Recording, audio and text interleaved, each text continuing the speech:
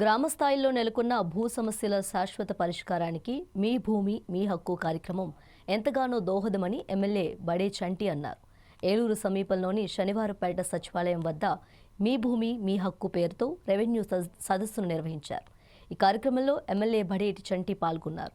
ఆ ప్రాంతానికి సంబంధించి భూపరమైన సమస్యలున్న వారి నుంచి వినతులు స్వీకరించారు.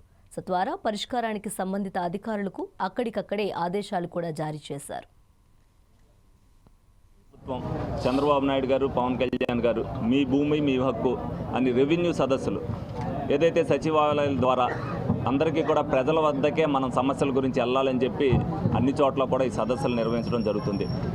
ఏదైతే లోగడ గవర్నమెంట్లో సర్వేలు చేసినప్పుడు కానీ రీసర్వేలు చేసినప్పుడు కానీ కొన్ని సర్వే నెంబర్లు మారిపోవటం, కొన్ని హద్దులు మారిపోవటం, అలాగే కొన్ని 22A పెడతాం, ఇష్టానుసారంగా కొన్ని అవకతవకలు జరిగినాయి అనేది ప్రభుత్వం దృష్టికి వచ్చిన పిదప ఇవన్నీ కూడా సరి చేసుకోవాలి అని అంటే మరి రెవెన్యూ డిపార్ట్మెంట్ వీళ్ళ దగ్గరికి ప్రత్యేకంగా వాళ్ళందరూ కూడా వచ్చి రావలేకపోతున్నారన్న ఉద్దేశంతో ప్రతి గ్రామంలో కూడా ఈ రెవెన్యూ సదస్సులు చెప్పడం జరుగుతుంది. అలాగే ఏలూరు నియోజకవర్గానికి వచ్చి ఏదైతే విలీన గ్రామాలు ఏదైతే 7 ఉన్నాయో ఆ 7 సచివాలయాల పరిధిలో కూడా మరి 7 రోజులు కూడా ఈ రెవెన్యూ సదస్సులు పెడతాం జరుగుతుంది.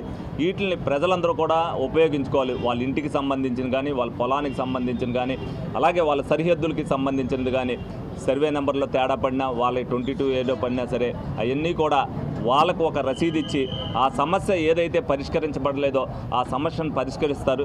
దానికి తగ్గ ఏదైనా లోటుపాట్లు ఉంటే దానికి తెలియపరుస్తారు.